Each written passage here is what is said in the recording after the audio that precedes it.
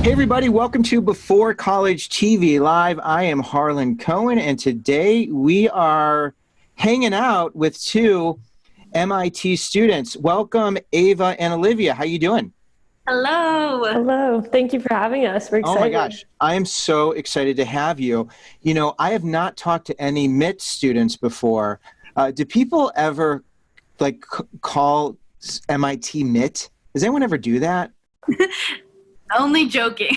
Yeah, jokingly. It's so awful. So just call you a MIT student, right? I want to right. One person, when I told them I got into MIT, told me I was going to Many Idiots Together, which is very ironic. MIT. That is definitely a very jealous, insecure person who wishes they could get in. You know, I was looking at the admission statistics before we started this conversation, and it's crazy. It's only like, what, 7.2% or something like that? Yeah. And how many undergrads go to MIT? A little over 4,000, I think. Yeah, it's Right, usually about 1,200 per year. That's crazy, right?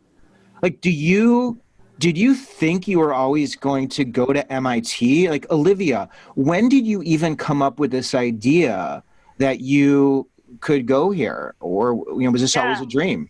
No, so I think Ava and I have somewhat similar stories in that sense, but also at the same time a little different. I wasn't even planning on looking at MIT. I wasn't like born looking to go to an Ivy League school or something equivalent to that. I just was going to look at schools in Boston. When I started my search, I had always gone to Catholic school. I was looking at types like BC, and we had a time slot, and my dad was like, you know, it would be really cool to see MIT, almost like going to a museum. Like, you just like, we have some extra time while we're in Boston. Like, I'm going to sign up for an info session. I was like, never picture myself going to a school like MIT. So I was like, yeah, I mean, if you want to sign us up, sure. Like, it would be cool to see, like, right, as a tourist.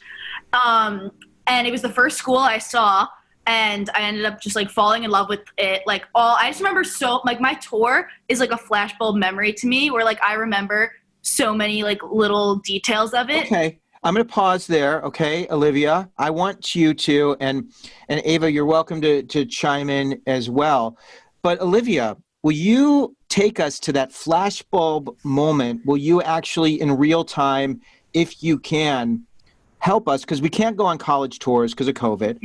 So you sharing your vivid, detailed memory of this experience would be incredibly powerful.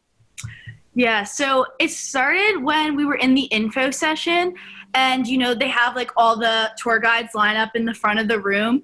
And I remember thinking, like, I don't see anyone who looks like me here. Like, I would never go to this like smart of a school. It's going to be super nerdy. Like, I don't know how I'm going to talk to these people. And then I saw like this one girl. I just remember she was like dressed beautifully, and I was like, oh my gosh, like, come, like, let's sneak onto this one. Like, she looks like somebody that like I could like get along with, whatever. We were going around the tour, and there was a bunch of people who were like super shy, and I am like, I never shut up. Like, I never stop talking. And I was like, oh no, like, I'm not getting a good feeling from this. Like, maybe this is the people that are attracted there. I was like, oh no, maybe it's just like not for me. Then I remember walking around campus and just like idolizing my tour guide, being like, wow, What's your tour guide's name? Caroline Peck. And did you stay in touch with Caroline after the tour? I ended up, no, not until I ended up joining a sorority at MIT and finding out later that we joined, like, she was a senior in that sorority. Oh my gosh. So you idolized her. You loved her from that tour. Was there a question you asked? Was there something she communicated that gave you that feeling? So I think it was like all the quirky comments that she made along the tour. So like as we were going to all the different buildings, like a lot of times on some of my other tours, it was like commenting about how old the architecture was or something. And I just remember we went up to this one building that's like shaped like a triangle, and she was like, this building's actually modeled off of a Pythagorean triangle. There's 30, 60, 90-degree angles, and like all this like little stuff that I would like nerd out about that like nobody, like my parents were like, I don't get what that means. Like, that's not funny. And I was just like, oh my God, these are my people. Like, Wow. This is so cute and sick. Yeah. And then Ava, and I'm saying it right. It's not Eva, it's Ava. Correct. Yeah. Right. I want to make sure for everybody who says your name that it is Ava. And your Thank last you. name is super tricky too. It's not Tane. Then. Yeah. Common Tane. misconception. Yeah. Like train without the R. That's usually what I tell people. Yeah, that's got to be the first 5 minutes of every conversation when you're a freshman. Honestly, it is. My dad is German, and I guess it's somewhat of a German last name, although German people do get confused about my Uh-huh. last name. So, Yeah. Well, I'm glad we can clear that up. Now, I want to know, when did you think that MIT could be a place for you? Or when did you think it was in reach? I think it was actually really never on my radar until pretty late into high school. I actually played on the women's lacrosse team my freshman year at MIT, and so that's kind of how I got exposed to the school. I was participating in a lacrosse camp Were in you recruited? Massachusetts. I was recruited, yeah, and just by chance there were hundreds of people at the camp, and my coach for my team ended up being the MIT women's lacrosse coach, and I had a really nice bond with her, and I really enjoyed playing under her coaching, and that's kind of how Wow. I So, got to know so MIT. do you currently play lacrosse? I do not. I just played my freshman year. So when you are recruited, did you get a scholarship for that? How does it work? No, it's it's a uniquely MIT process getting recruited. You don't get a scholarship. It's all the MIT sports or almost all of them, they're D3 lacrosse. Women's lacrosse is D3, and it's really on you. Like, they'll take a look at your grades, they'll take a look at your scores, and they'll be pretty honest with you if you have the ability to get in, and they don't really give you much help. Right. He's being humble. They don't give you any help. Right. So if you're a student who's in high school and your dream is to go to MIT and you play lacrosse and you love lacrosse, what do you do? How do you even put yourself into the running where you can be exposed to the people who have the power to inform you or invite you? Sorry, do you mind rephrasing that?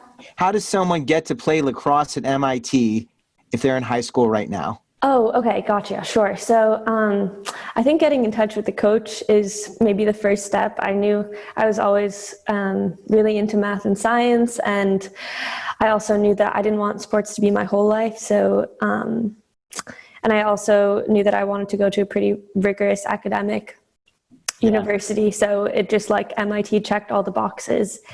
And I think just reaching out to the coach is always the first step, taking a look at their athletics page, seeing where they're going to be, what showcases they're going to be at. What about the grade part of this?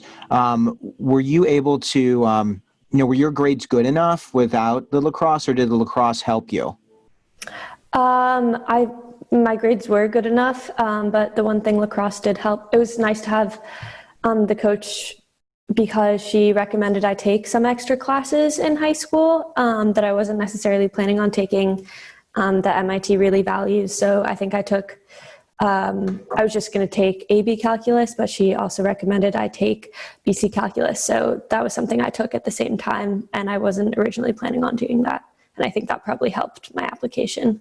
So when you applied to MIT, your coach told you to take some classes that may help you, and that potentially made a difference.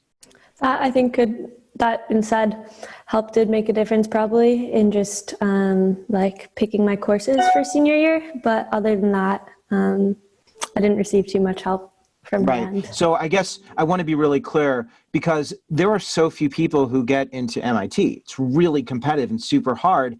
And if you were to take the people who are athletes and factor that into that 1,200, there probably aren't a lot of spots available beyond that. So is being an athlete, is that something that's beneficial? And Olivia, you're welcome to contribute to that. Do you think it makes a difference, or is it just one more thing that's part of you? I'd say that you don't get into MIT for being an athlete. You get into MIT for being a student, and that just shows, like, that you have character besides being an academic. So it does not help. Like at Ivy League schools, it helps. Like they're D1, they have athletes and they have academics. There's a difference. At MIT, like we are, like everyone is capable. Like we all take the same classes.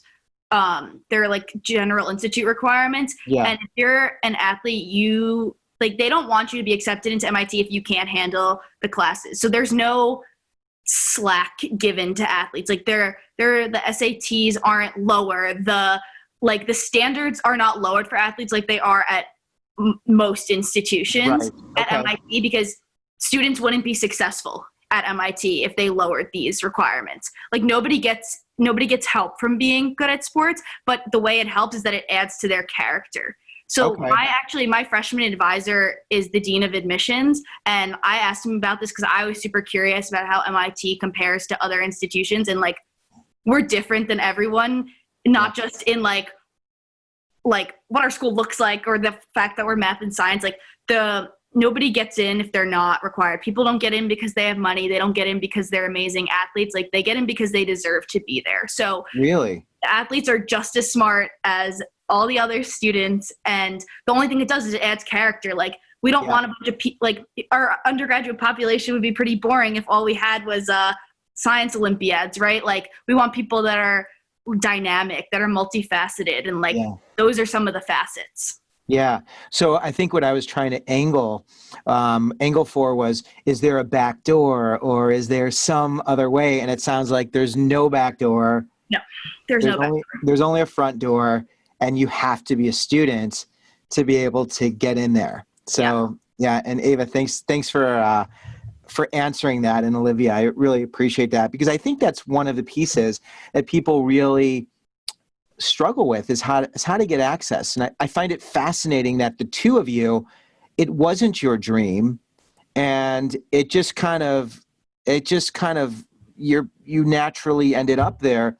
So going back to, let's say, your junior year of high school, what were you thinking your path would be? Eva, do you want to hear? Yeah, I can take this one first. I think my junior year, I was really anticipating going to maybe like a NESCAC school. I didn't see myself at a really big school, and coming from Maine, I just really enjoyed the smallness of my high school and the balance I think that NESCAC schools offered. Can you explain what that is for those who aren't familiar? Yeah, absolutely. So NESCAC schools, a few examples are like in Maine, we have Bates and Colby, there's Middlebury in Vermont, Connecticut College, Williams, Amherst. And so there are all these schools in New England. They're kind of like mini Ivies, I'd say. Yeah. And so I really saw myself there because I value that balance between academics and athletics. And I didn't exactly realize until going into my senior year that this was totally achievable at MIT too. Right. How did you not know that? And when did you discover that? I think I just had these stereotypes and maybe some misconceptions in my head that MIT wouldn't be right for me, or I wouldn't be able to achieve this work-life balance that I kind of saw myself achieving at these other smaller schools. But I could not be happier with my decision and where I'm at right now. Yeah. Olivia, tell me what your plan was when you were a junior in high school, or your vision for the future. Yeah, so this was like a shot in the dark for me applying to MIT, because I went to this tiny Catholic school on Long Island that shut down the year I graduated. Like we weren't leading the charts in anything. We weren't really stand out. Like these schools didn't know about us, I guess you could say. Like I didn't go to some tech school. I went to some random school that had like 80 people per class, and nobody had ever gone to MIT. I don't know how many people had ever applied, but nobody had ever got in. So like this was a reach for me. Like this was a hope and a prayer. And I just knew that like I felt like I belonged there when I didn't know I belonged there academically, because I think you'd be pretty cocky if you felt like you did. But personality wise, like Eva said, like there are all these stereotypes associated with MIT. If you would have asked me as a sophomore, I would have been, that's nerd school. I don't want to go there. And then I saw it as a junior, and my whole perspective on it changed. I met people that I knew I would vibe with, people that I knew I could have fun with, go out with. It's not just all we do is grind in the classroom. And I knew I didn't want that out of a school. So once I saw that, like, it just shattered my perspective of it that I had, that I think a lot of people have. That's when like, it started to change in my head and be like, this is something I want to strive for. Like, I don't want to write this off anymore as too hard for me, even though I knew it would still be a reach. It's a reach for anyone. It's like, it's a reach for the smartest people in the world. And I don't consider myself anywhere close to that.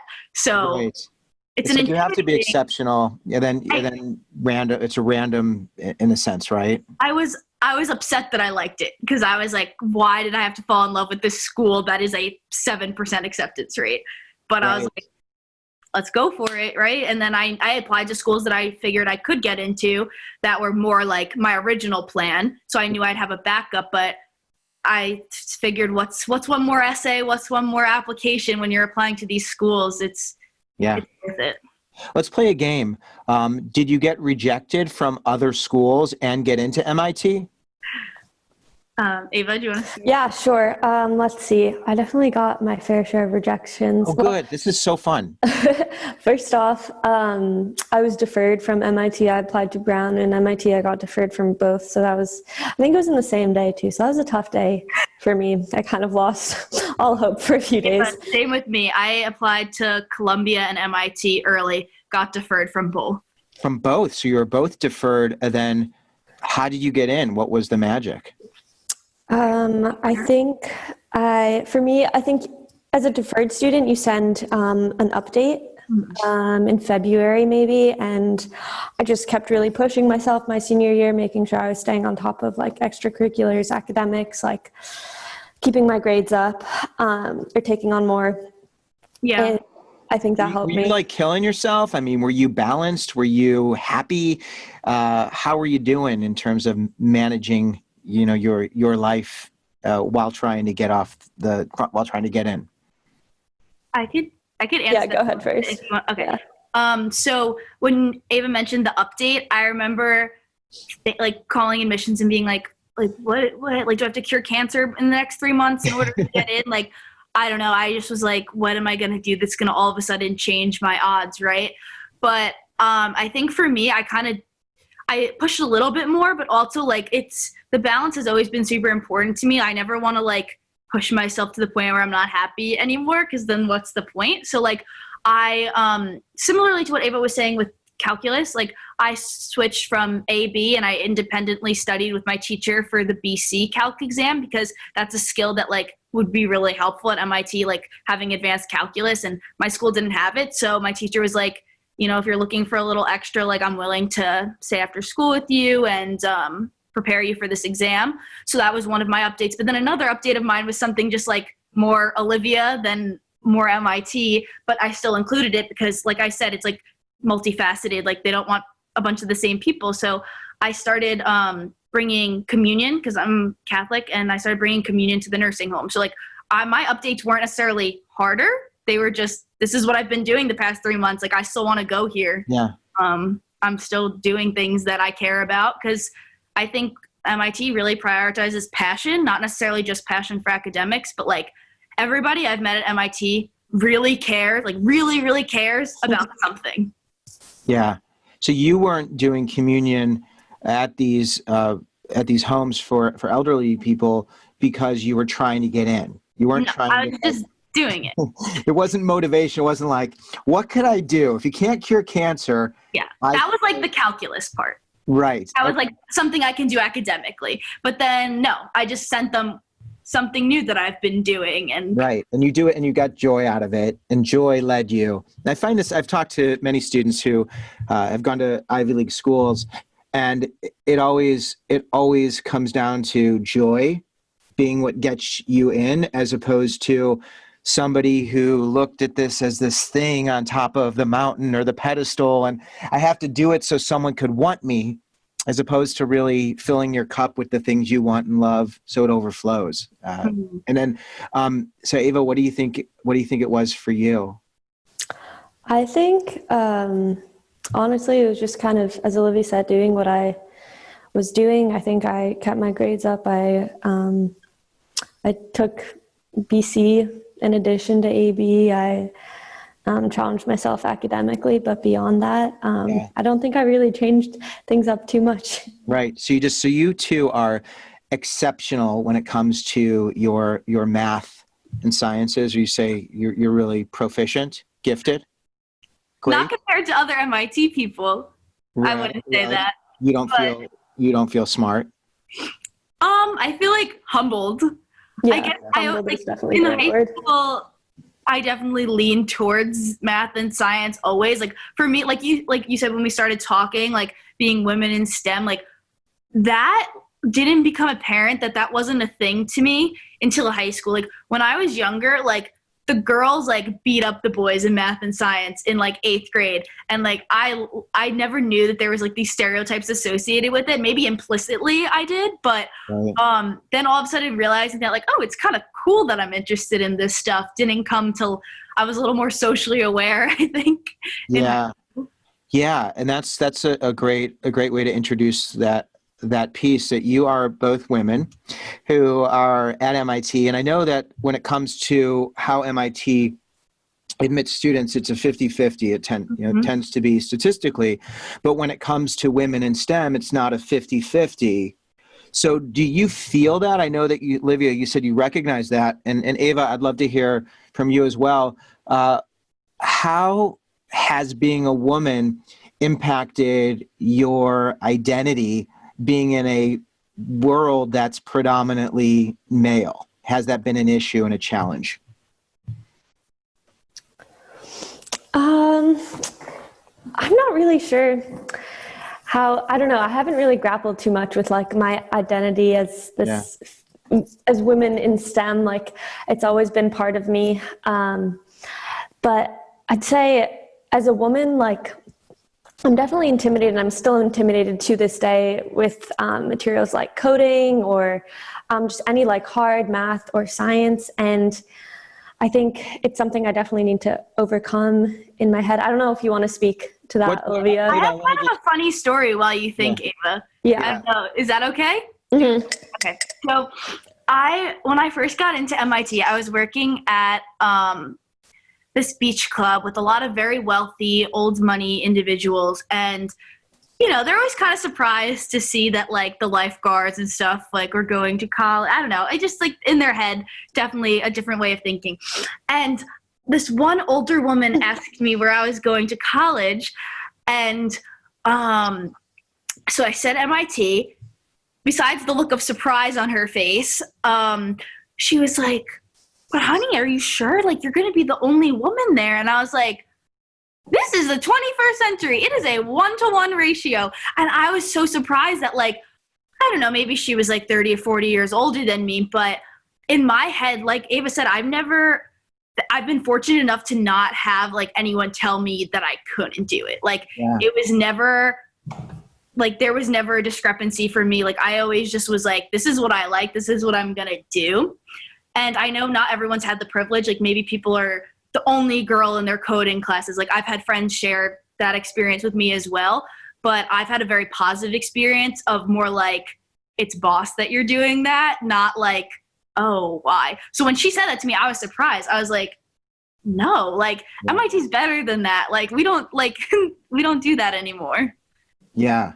And so Eva, you haven't felt that. You haven't felt your gender has not been something that's been pointed out to you or used in a way. No, not necessarily. And at MIT, at least all the women I'm surrounded with, I'm just so inspired by them, and they really push me to explore other subjects and other fields that I'm not sure if I'd even would have considered in high school. So it's just amazing to work with women and just I don't know. I'm just humbled and amazed to be working with, I don't know, Olivia is very into coding now, just recently, I feel like this year, and it's something I haven't really explored at my time at MIT, and now next semester I'm planning on taking some coding classes just because I think it's MIT as a whole, oh, sorry. I was going to say MIT as a whole, regardless of gender, has like forced me, I guess, into challenging myself. Like,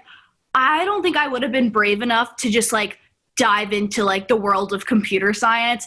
I was not exposed to anything like that. Like, my friends used to tease me in high school because I didn't know how to turn my computer on. Like, I was a grandma when it came to stuff like that. And the ongoing joke was like, you know, you're going to like MIT, right? You should probably be able to do this. And so, one of my like course requirements before I decided to major in a type of computer science was to take an introductory computer science class. And like, if I hadn't been challenged to do that, like, because all of our majors are challenging, there's no easy major at MIT. And if I hadn't been challenged to just take that introductory class, I never would have fallen in love with the way of thinking behind computer science. And yeah, like, I had never seen anything like that in high school, and I was scared of it. And then I was like, I'm at MIT, like, I'm not here to be comfortable. I'm here to push myself and challenge myself in a healthy way, obviously. But I didn't want high school to just be comfortable. I mean, I didn't want college to be comfortable like high school was, where, you know, you can get the grades, where probably a lot of people who are watching your shows are very into they're very into their academics and comfortable and good at it. And coming to MIT and realizing, you're not as smart as you think you are. Like, there's always someone smarter. There's always something new to learn. And just being like, if I want to learn that, like, I'm going to struggle a little bit at first. So, Olivia and Eva, I'd love for you to contribute to this. Like, what you're saying is so awesome. You know, I love it. And you're so open to challenges. And when you don't get the answer right, you still know that you have value and you're good enough. And you keep pushing through it, knowing that that's part of the process.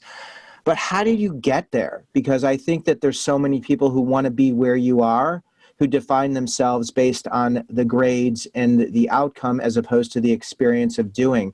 So how do you get into that mindset? All right, Eva, you're on mute right now. Yeah. I always do this over Zoom. I think first semester at MIT really gets you in the mindset of being comfortable with being uncomfortable. It's people often relate MIT to drinking out of a fire hose just because it's a lot all at once. And I think you feel pretty humbled and pretty bad about yourself maybe the first few months of being at MIT, and you will during certain periods of time throughout your 4 years. But it's when you get back up and when you realize, like, oh, I can actually do this. It might take you a few times, but I don't know. It's always like, it's this process. You're always building. You're always taking one step back and then 2 steps forward. It's so hard because in order to get into a highly selective institution, you don't have a lot of room in high school to struggle and fail. And then all of a sudden you get to this next place and they say, wait a minute, we don't really care as much about the outcome. It's the experience of learning. Mm-hmm. And I think that could be, you know, like really at odds when it comes to students' mental health and navigating those changes. I know, Olivia, this is something that you're involved with, and Eva, you may be as well.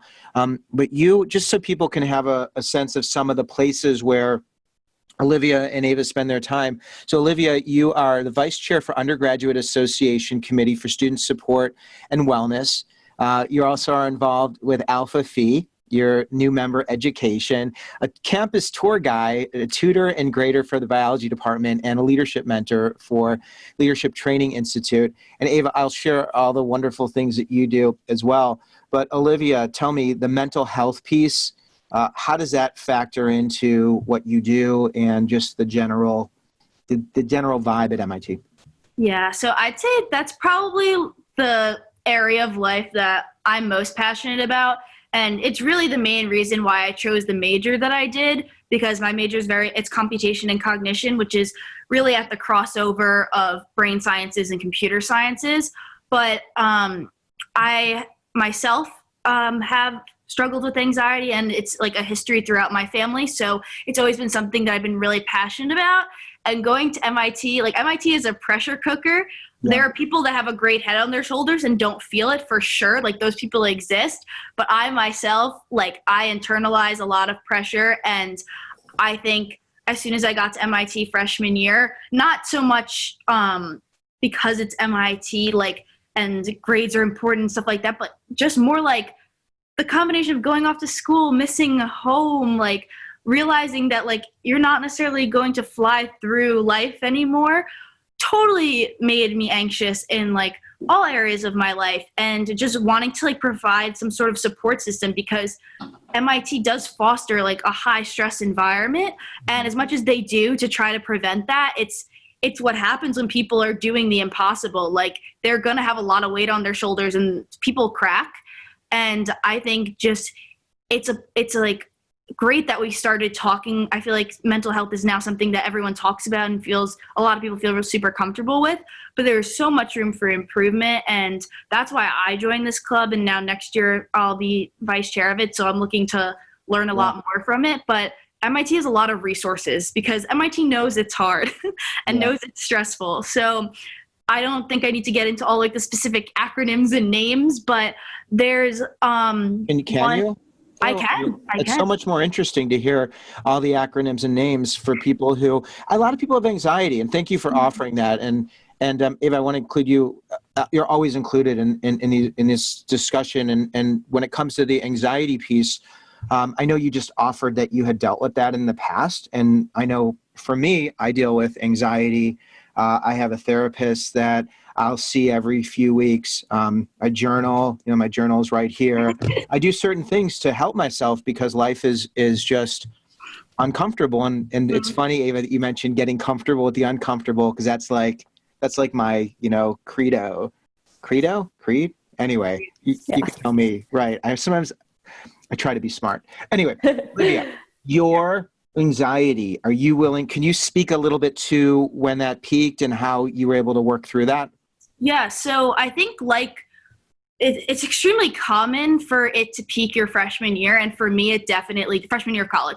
And for me, it definitely did. And I was always an anxious kid, and I've had anxiety my whole life, but I never thought I did, I guess. Like looking retrospectively, it's very apparent to me. It runs in my family and I can now recognize it. But throughout high school, everything was always so manageable for me that, not to brag, but like I was able to deal with my stress. It was never something too like insurmountable. And then coming to MIT felt a little bit like climbing a mountain. And before I realized that like I had people there to help me climb that mountain, it was stressful.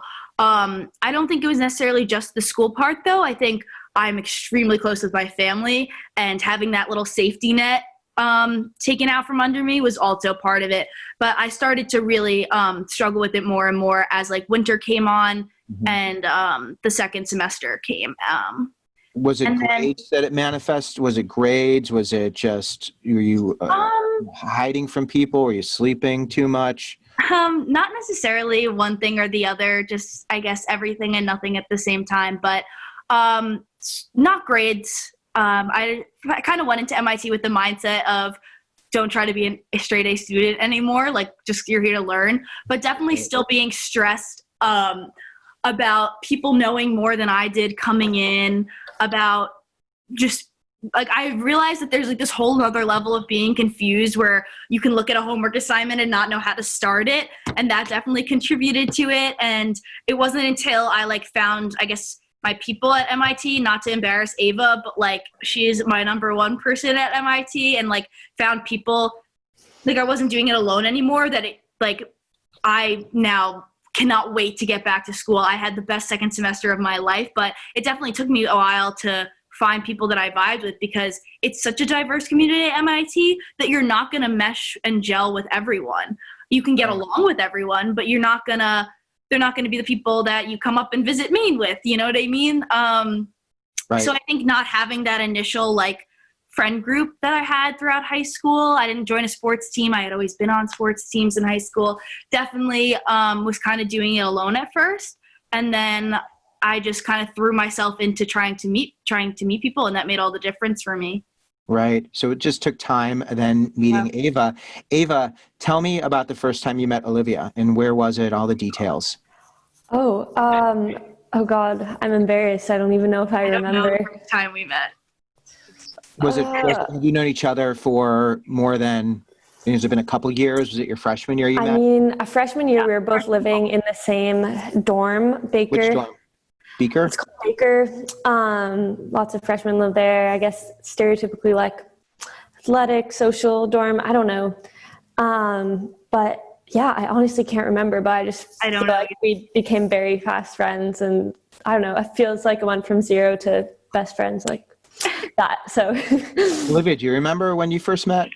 I remember there was like two girls that I had met during like our campus preview weekend who Right. ended up rooming with Eva, and I was like, who's Ava?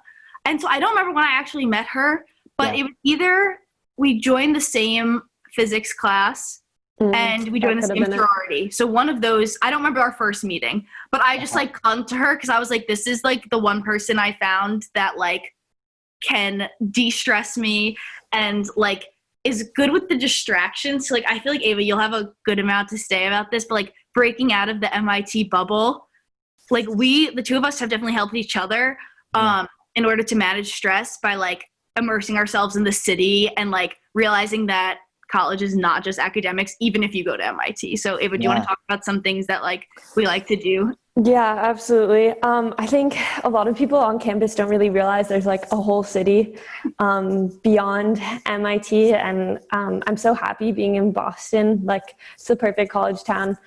And yeah, on the weekdays, we're pretty hunkered down doing work. I don't think we get out too much, but on the weekends, we definitely explore. We do a lot of work in coffee shops, which is nice. We don't like working in like the quiet. So Boston offers a lot of coffee shops. Or Will you go to different campus neighborhoods? Will you take the T? Yeah, sometimes we'll go to Harvard, and we've worked. I actually was cross-registered there in the spring, so I had a class, and it was great just like working in Harvard Square. We have access to their libraries. If we want to work there, we'll go to the Boston Public Library a lot too, just to mix things up. Yeah, that sounds great. And you are very busy, I mean, as well. You're a urban planning major. Is that's still happening? Correct. Right? Yeah, that's happening. You like that? You love urban planning? Yeah, I love urban planning. I didn't even actually know it was a major until partway through my freshman year. I think I was definitely thinking more pre-med track. Had these dreams about being a doctor, maybe like neurosurgeon. And then what would urban planning entail? Like, what would be your dream job or project? A dream job or project. I think I definitely want to do, there's so many facets of urban planning, whether it's equitable housing, environmental justice, social justice. But I think I've always been really passionate about the environment. So I'd like to do something with environmental policy and city planning. I'm not really sure what form that will take. But in 2050, I think 70% of our world's population will be living in cities. So I think it's just going to become more and more of a relevant field in dealing with climate change and its onset. Interesting, given COVID and how people are kind of dispersing that longer term 2050. I wonder if that's going to change or if that's stable. Yeah, I don't know. I feel like we have yet to see all the crazy repercussions of COVID on so many fields. Yeah, especially with the urban planning piece. But I think it's fascinating because I don't think most students know what urban planning is, and there aren't classes on urban planning. Yeah. So how do you even know what that is, and how did you discover urban planning? I think I was just going through the list of majors at MIT, and I was like, what? We have an urban planning department? Like, what is this?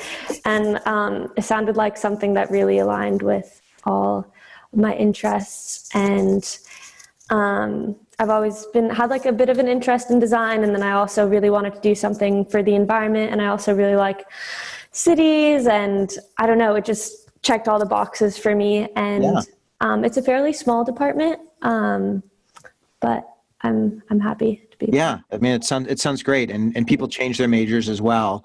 Exactly. Which I think, Olivia, you were speaking to. Did you speak to changing your major or no? Yeah, so not only changing your major, but you also, like, when you apply to MIT, you apply to the institute. You don't apply to like the School of Business or like the School of Science. So if you get into MIT, you have access to everything. Like last year, I was taking classes at the Sloan School of Business. Like you really have access to everything. So what's great about that is like when you apply, there's not like a certain number that you need, like that we need to hit. Like we don't have a certain number of NECI students, a certain number of computer science students, you just apply to MIT, and if you get in, you can be whatever you want to be. Like you don't have to decide when you're applying. Like you don't have to decide as a 17-year-old, which was so nice. Which was really nice because I had not taken anything that was like resembling pre-professional in high school. Like I was like, okay, I like math and science. Does that mean I have to be a doctor? I really didn't know what was out there. And MIT, like my freshman year, exposed me to things I did not know were careers, did not know existed. It showed me a lot of things I didn't want to do, a lot of things I wanted to look farther into. But so like I said, I've always been passionate about mental health. So I saw this major that was brain and cognitive science. And I was like, wow, this is an amazing combination of psychology, biology. And so I was like, yeah, I'm going to declare that as my major. I took my a neuroscience class and a psychology class my freshman year of college. And so I was like, okay, I'll declare this as my major. Didn't take a coding class until the next fall. And last spring, they actually came out with this combined major of computer science and brain and cognitive science, which is what I've now declared, computation and cognition. But I wasn't ready to declare it when they came out with it because I still had never seen code before. Right. And so then having all of sophomore fall, I took these 2 introductory coding classes, had some time to think over winter break, and was like, I think I'm going to go for this. Like, I'm going to start revving up my computer science classes in the spring, and I'll still get my like original passion in there with the brain and cognitive science. But now I feel like I'm super prepared to apply it to things that could actually make like immediate change instead of far off in the future. Yeah, and what I'm getting is that the two of you, you're not afraid to experience things. You know, you feel what it's like, and if it feels good, then you keep going in that direction, and if it doesn't, then you go in a different direction. And I think that's just like such a beautiful way of being able to exist, and the idea that you have the freedom and flexibility to do that at a place where, in my mind, it's people in rooms like they've got blinders on, they're working, they're changing the world. It's like, as opposed to experiencing, feeling, changing, failing, growing, learning. And I would say that is really help.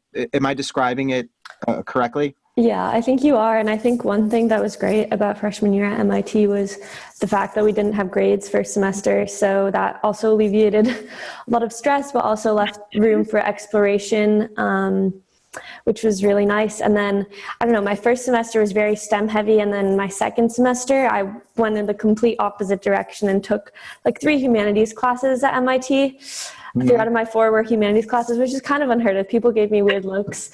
But I think taking the time to explore is so important, and really showed me like what I wanted to do, but even more so what I did not want to see again in my coursework later on the road. That's cool. And Eva's also part of the Community Catalyst Leadership Program and MIT Vote, also MIT Step Ahead, Little Beaver's running team. So you run now? Or you've always been running?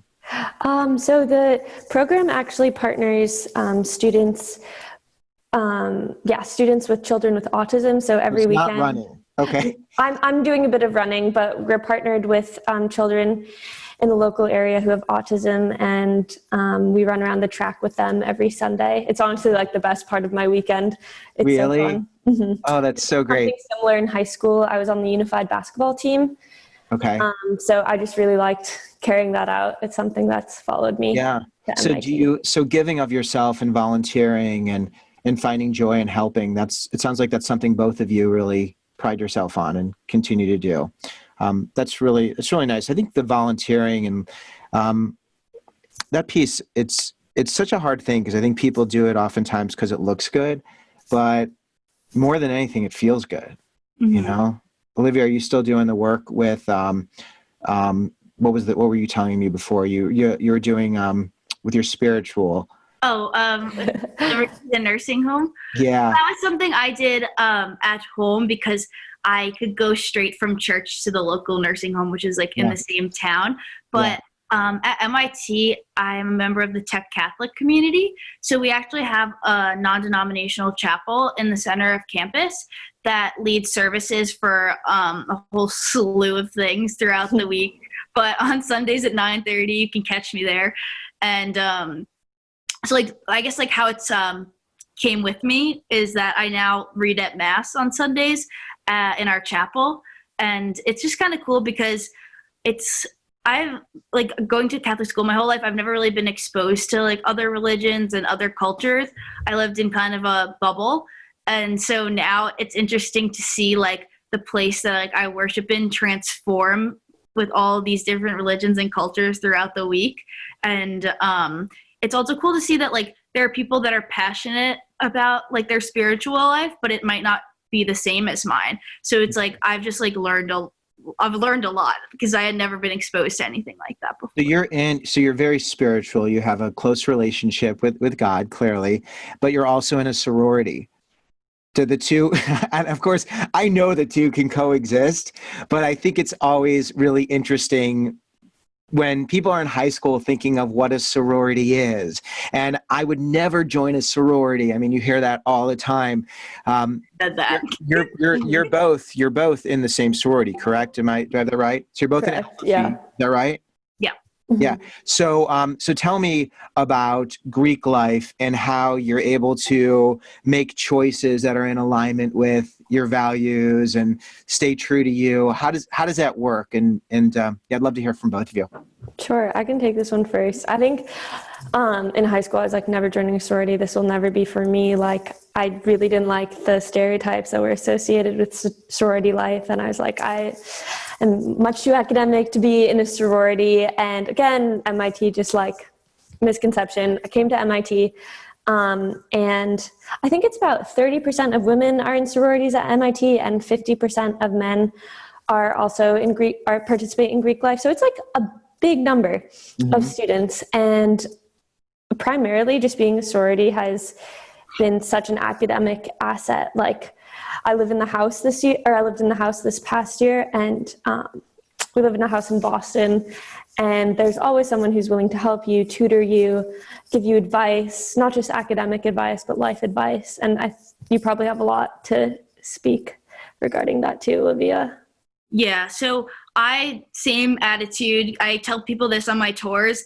I was the person that like my mom was in a sorority in college, and she asked when I was on the tour if they had Greek life, and I was like, I don't care. Like I would never join a sorority. Like, who do you think I am? Like, I'm a little tomboy. Like, what are you talking about? And then I remember during like my campus preview weekend, so something that wasn't able to happen this year because of COVID, I just got into like a really good conversation with some girls that were a part of the Panhellenic Association. And so that's what like led me to go through recruitment. But like Eva said, it's MIT. It's not what you think.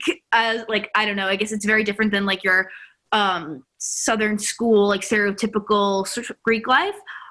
We definitely have a lot of fun, but for me, it was like very academic and also just like making friends that weren't freshmen. So I, like Eva said, like tutoring is a thing. Like it's definitely destroyed some of my images of sororities in my head, but in a good way. Like I just like what classes to take, like who do you ask this stuff?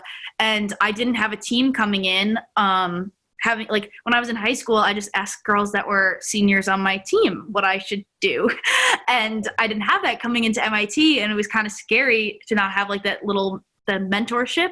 And then in Greek life, you get family line. So you get paired with like a big sister, and just like having right off the bat a mentor and like someone to look up to and like someone to aspire to be like, because you're a freshman, you're just straight out of high school. Maybe you've accomplished a ton in the area, in the MIT realm. Maybe you, like for me, had never done anything like that. And then you're in this room with girls who are going off to work at Amazon and Facebook, and they're literally rocket scientists, but you're like, what? This is a sorority at MIT? So it was just a totally like mind-blowing experience. And for me, it was just socially a big deal for me because I met so many people that I just gelled with, and it provided me with like some immediate friends that I didn't have to try too hard to make. Do you have to go through rush, and is it competitive? Do some people get their hearts broken, or does everybody always find a place in their people? We do have to go through recruitment. It's I think it might be the first or second week of orientation. and that lasts a couple of days. But honestly, I don't know. I don't think you hear about too many people getting their heart broken. There are a lot to pick from, and everyone ends up, even if initially they're let down, they end up being so happy with wherever they ended up. And it's just a great way to start off and make a lot of conversation. It's pretty exhausting, but if you're just like willing to talk and make friends and meet new people, I love recruitment. So yeah, it's fine. I'm in a I was in a fraternity. Now I'm Greek, so I understand that part. There are lots of different pieces, and it sounds like you can really be who you want to be, and you're not pressured to be anyone else, which is really a wonderful thing.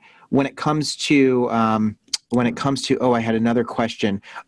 So the question I get a lot from high school students is, tell me what a typical Saturday night is like in a particular city. So like a Saturday night, can you kind of just walk us through a typical Saturday night at MIT for you? Sure. Olivia, you want to go? I don't know. You can give your rendition of your Saturday night. Mine's probably a little similar. Yeah. I mean, yeah, you're talking to two roommates, so we're probably doing this together. But this is kind of a hard question. I don't know. Well, probably if it's a Saturday night, we work all day Saturday. I was just going to say, I think it's more beneficial for us to go through our whole Saturday. So okay. Eva and I normally will be like exhausted from the week Friday night and be kind of like grandmas. Maybe that's just the two of us. What's Friday night? Maybe I should ask you what your Friday is. Friday night is, you don't know what Friday night is. We're just like so tired from the week. Okay. That a lot of the time it's just like winding down, maybe watching a movie, being pretty boring, I'd say. Yeah. I'd say the two of us at least are pretty boring on Fridays. And Saturday's like when we're like going to be social. So usually we'll like head out into the city in the morning, and the two of us are like, we're very into exercise. So like this might not be universally MIT. This is like the two of us, right? So keep that in mind. But we'll like go into the city and do like an exercise class or get brunch, or like Eva said, do our homework somewhere fun, so we don't have like a negative association of homework and like our rooms, because it's nice to break out of our house and our campus.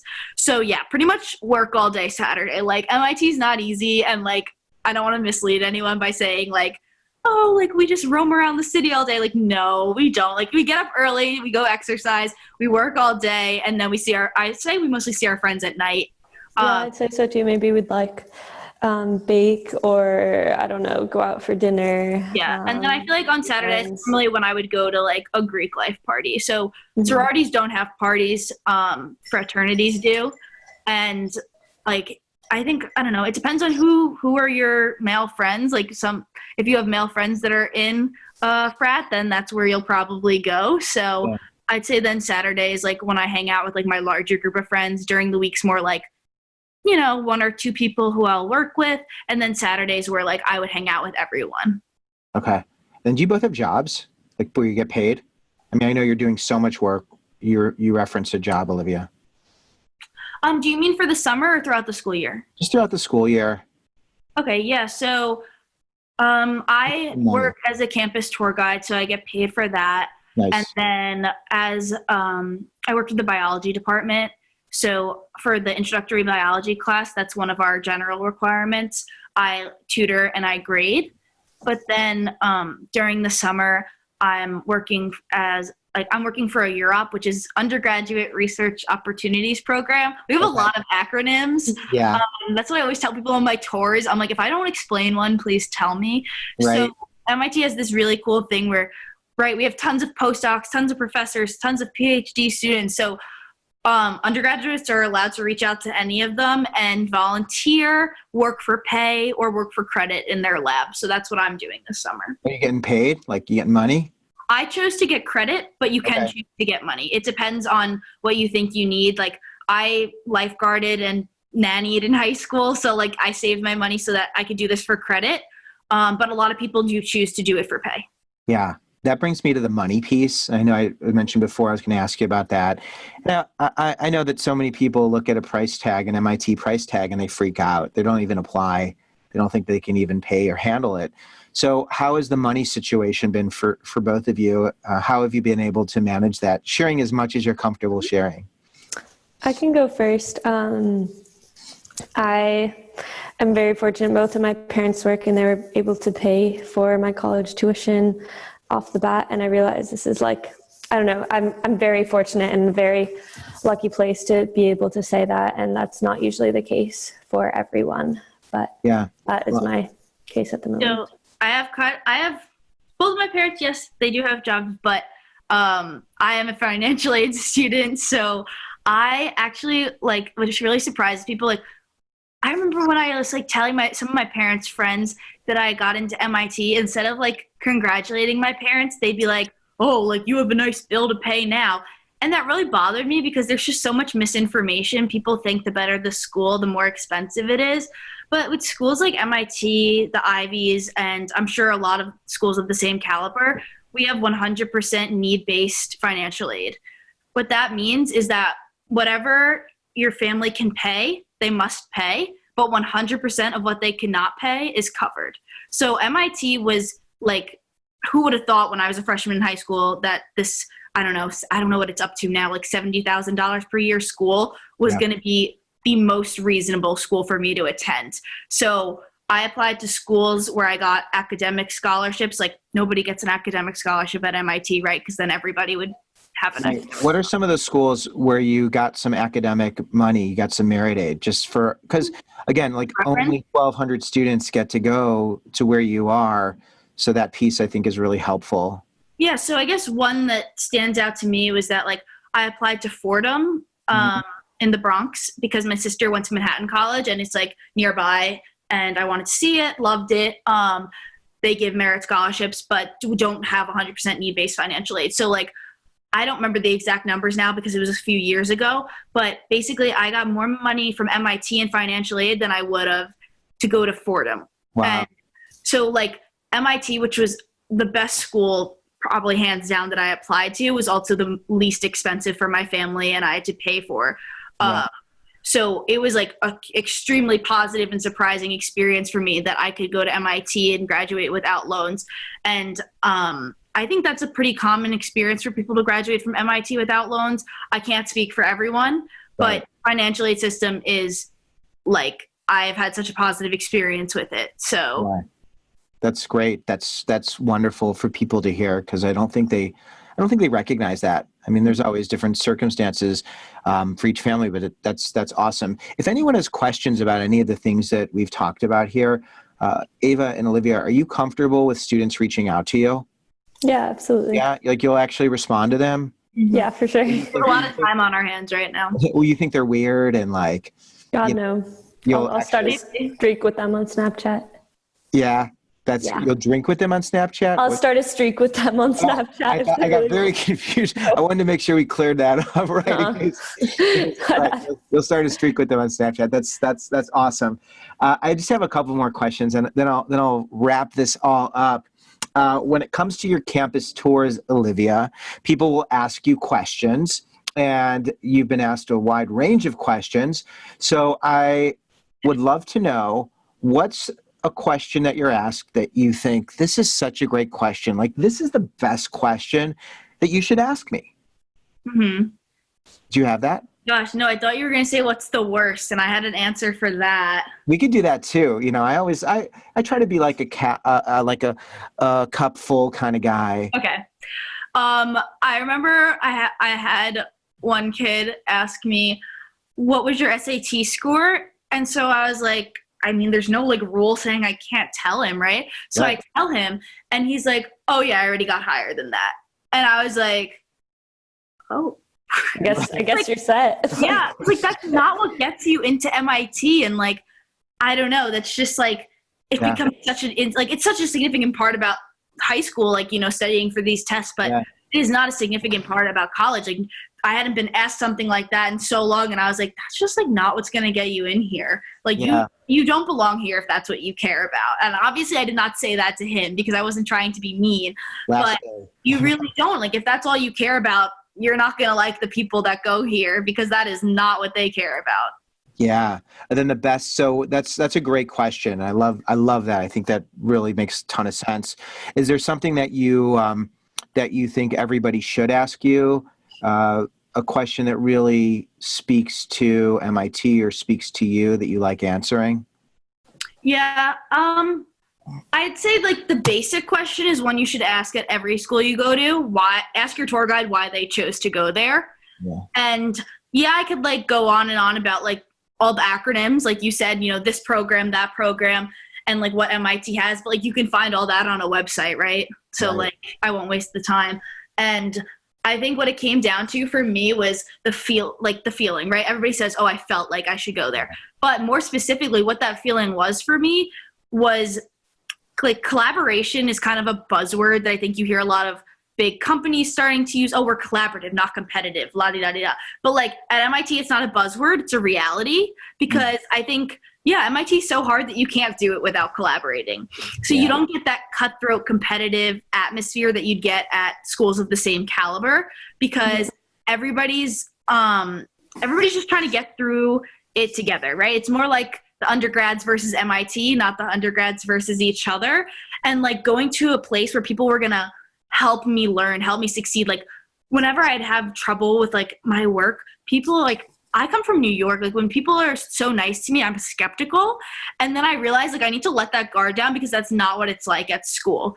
Like people just offer to like spend time like teaching me things and helping me get through these assignments. I'm like, don't you have your own stuff to do? Like, isn't it every man for himself? And it's not. Like, it's not at all. And I think if it were, it wouldn't be a very happy place to be because it is so hard. So, like, even though sometimes you might be close to people because you spend hours doing homework together, you're still close with them. Like you've been stressed with them. You've overcome these challenges together. And it really like, it fosters this unique type of friendship that I don't necessarily have with my best friends from home because they haven't been through the same type of experience together. Yeah. So I'd say, yeah, sorry. No, I was just going to say, so I think that collaborative atmosphere is really what sealed the deal. Yeah, I totally second that too. And I think that's something that a lot of people are really shocked to hear. Like one of their first questions is, if I ever tell someone like, I go to MIT, they're always under the assumption that it's super competitive. Everyone's like kind of out to get each other. So I just want to reinforce what Olivia says. Like you literally cannot do your work without leaning on other people.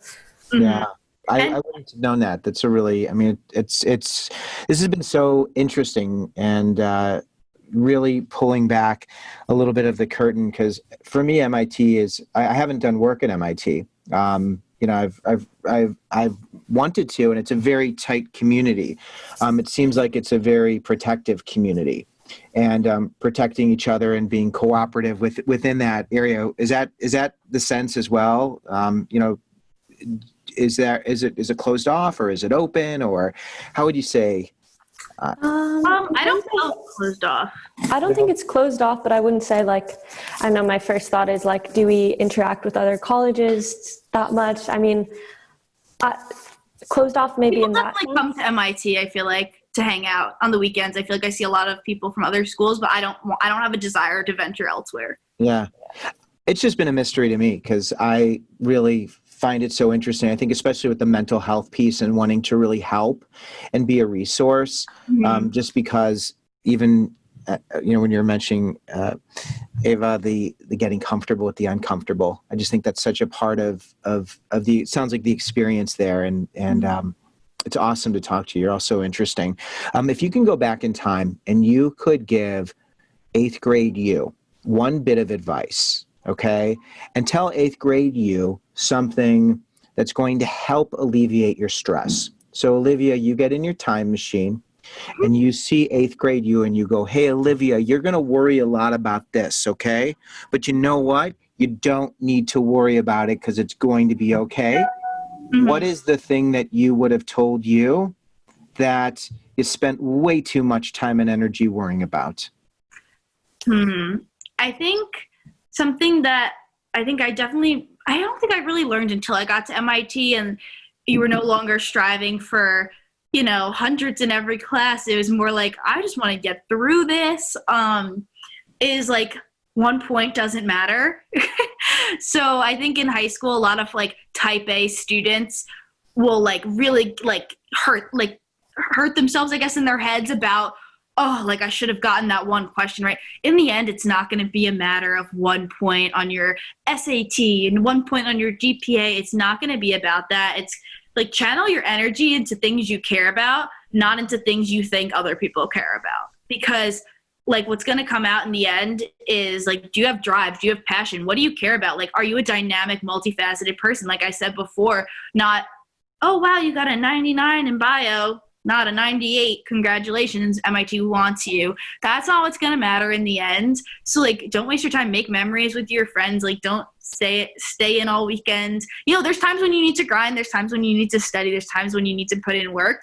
But there's also, if you did that all the time, you'd crack, you'd break, and you wouldn't be all that fun to be around. So yeah, perfect. I love it. I love it. It's such a great message. And then Eva, what about you? What would you tell 8th grade you? 8th grade me, I was trying to think back what I would tell 8th grade me, and I'm not really sure, but I could definitely, looking back, like what would I tell freshman year Eva? I could probably give a little bit more insight. Freshman in high school? Freshman in college, Eva. Oh, good. Okay. And I think it would just be, or I guess this is applicable to high school too. I think I was really caught up in comparing myself to what other people were doing and how I was measuring up to that, and just having your own standard of measurement is really important too. And I think being part of a not so popular course at MIT, like I'm so much happier now. I didn't know what I was going to do my freshman year, and I was always like, oh, what are other people doing? Like, what track should I follow? Like, comparing myself to my roommates or what they were pursuing. And now that I've kind of found my niche, and I'm so happy. So I think it's really about developing your own standard of measurement and not comparing yourself too much to others. And that's made me a lot happier. Yeah, just running at your own pace.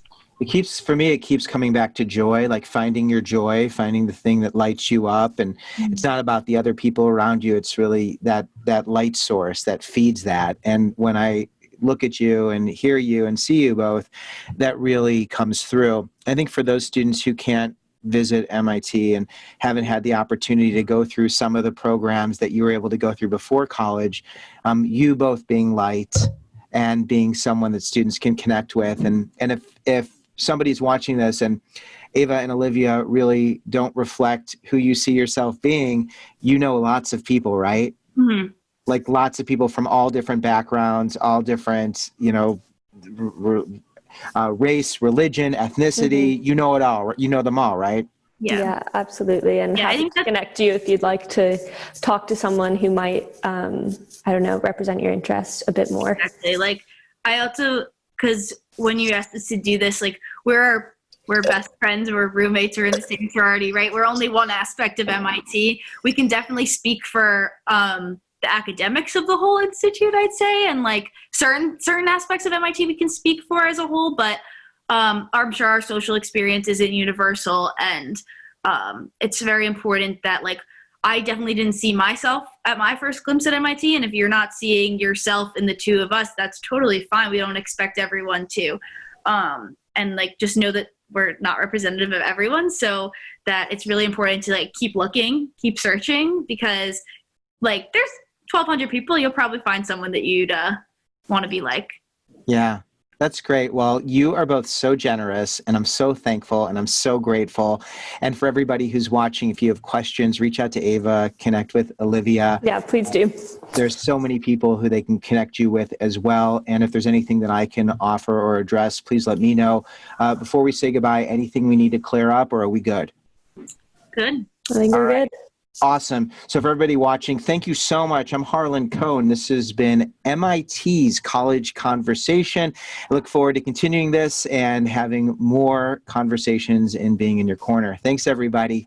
Thank you.